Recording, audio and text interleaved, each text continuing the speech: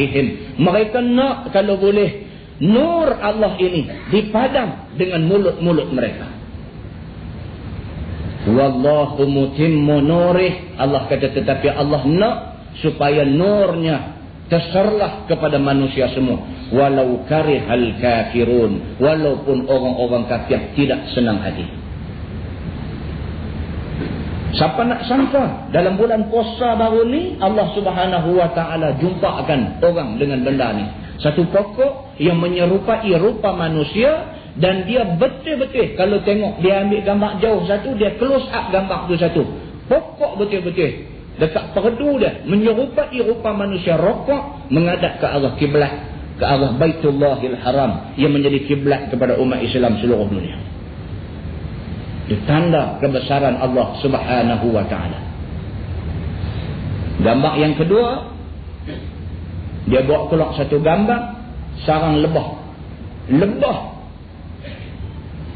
yang mereka ni disebut dalam Quran dalam suratul Nahli, cerita pasal lebah saja. Lebah buat sarang, dia membentuk tulisan dengan terang. Sarang dia membentuk tulisan Allah. Benda-benda ni disebarkan oleh orang-orang yang ada sedikit kecintaan kepada Islam. Benda-benda ni menjadi bukti, menjadi dalil bahawa nur Allah, bahawa kekuasaan Allah Subhanahu wa taala tak ada siapa boleh nak dipotong padam dan sebagainya. Allah Subhanahu wa taala wallahu mutimmu nurih. Allah Subhanahu wa taala dia nak menyempurnakan nur dia supaya manusia nampak benar agama Allah Subhanahu wa taala ini. Lah ni hafiz Quran yang paling mudah dalam dunia di Iran. Hafiz Quran yang paling mudah dalam dunia lah ni di Iran. Muhammad Hussein At-Tabatabai nama dia. Dalam homepage kita masuk gambar dia, kita cerita sikit background dia. Kita cuba lah ni, kita nak cuba. Contoh kalau ada idea, kalau ada apa, shoot mai kat kita. Duk ada platform homepage kita. Kita nak masuk bahan-bahannya. Kita nak masuk bahan-bahan ni semua. Supaya umat Islam, bukan sahaja di Malaysia, bahkan seluruh dunia boleh ambil manfaat daripada teknologi yang ada ni untuk kita perkembangkan Islam. Muhammad Hussein At-Tabatabai mula hafal Quran ketika umurnya 2 tahun. 2 tahun, tuan-tuan. Mak dia dengan ayah dia masa nak kahwin berjanji. Berjanji. Mak dengan ayah ni masa nak kahwin janji. Mak dia kata, kalau kamu nak kahwin dengan aku, kamu kena hafaz Quran. Yang pak pula kata dekat mak ni masa nak kahwin, kalau kamu nak kahwin dengan aku, kamu kena hafaz Quran. Mereka kahwin 2 orang dan dua-dua mereka pergi masuk ma'had tahfiz.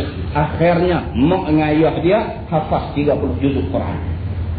Ni cerita Muhammad Hussein At-Tabatabai. Mereka dapat anak, dapat ni. Hussein At-Tabatabai dapat anak. Mak dia kerja ajak orang hafaz Quran. Tiap-tiap hari nak pergi mengajak orang hafaz Quran, dia bawa At-Tabatabai yang pada waktu itu umurnya baru 1 tahun lebih. Dia bawa letak di belakang, dia mengajak orang di depannya.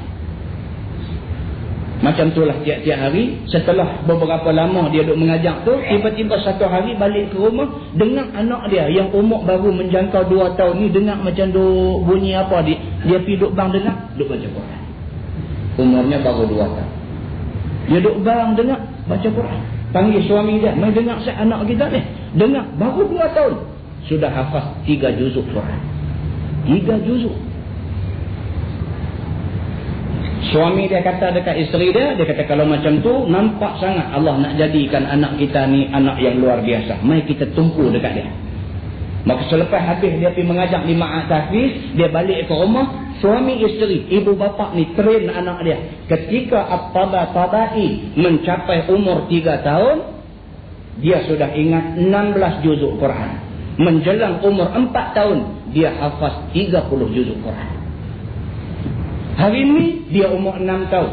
Bulan puasa lepas, kerajaan negeri Kelantan nak pergi ambil dia, bawa mai ke Kelantan, nak tunjuk dekat orang Kelantan, budak umur 6 tahun bukan sahaja hafaz Quran, bahkan tuan-tuan sebut satu patah dekat dia, sebut misalnya mutakabbirun, sebut kat dia satu perkataan.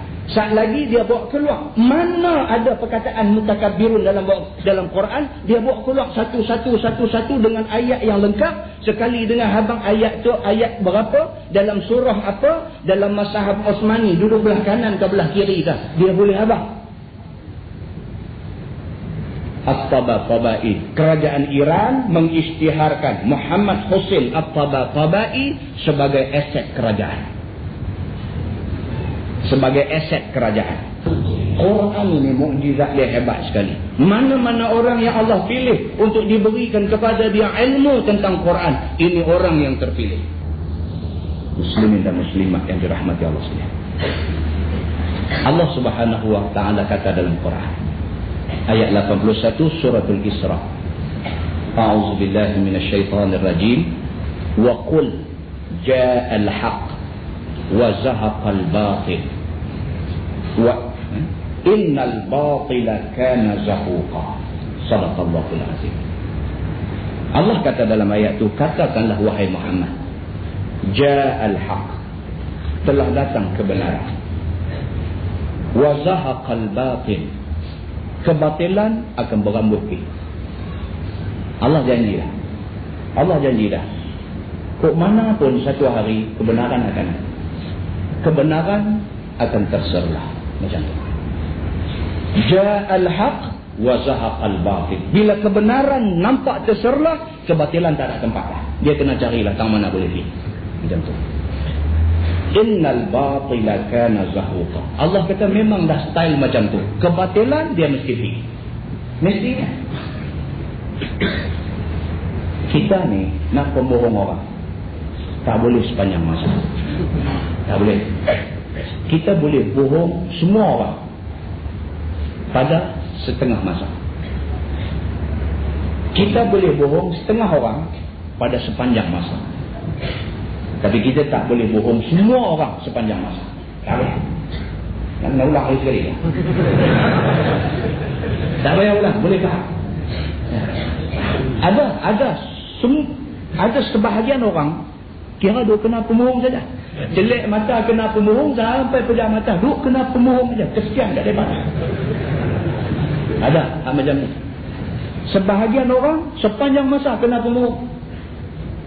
Kan? Tapi kita tak boleh pembohong semua orang. Ada ni semua ni kita pembohong selama-lama pembohong. Tak boleh. Satu hari orang tahu kata kita pembohong. Bila orang tahu, kita susah. Innal batila kana zahuqa. Sesungguhnya kebatilan memang sifat dia. Bila kebenaran naik, dia nanti hilang. Habis kita. Kesimpulan dia apa? Jangan pembohong orang. Jangan pembohong. Buat tak betul. Atas dunia ni, jenis nak buat naya kat orang tak sah. Jenis nak buat zalim orang tak sah. Jenis nak pembohong orang tak sah. Tak sah, tak selamat. Kita boleh buat naya orang, kita boleh buat zalim orang, kita boleh pembohong orang, tapi tak selama-lama. Satu hari orang tahu kata kita lah orang yang zalim, kita lah orang yang kaki pembohong. Waktu tu mana tempat kita nak pergi duduk? Museum pun tak mau terima. Muslimin dan muslimat yang dirahmati Allah sekalian, benda ni Quran bagi tahu dekat kita. Quran ini adalah satu kitab mukjizat yang amat besar. Berapa banyak dah manusia yang menjadi mangsa kepada kezaliman dan kerakusan kuasa.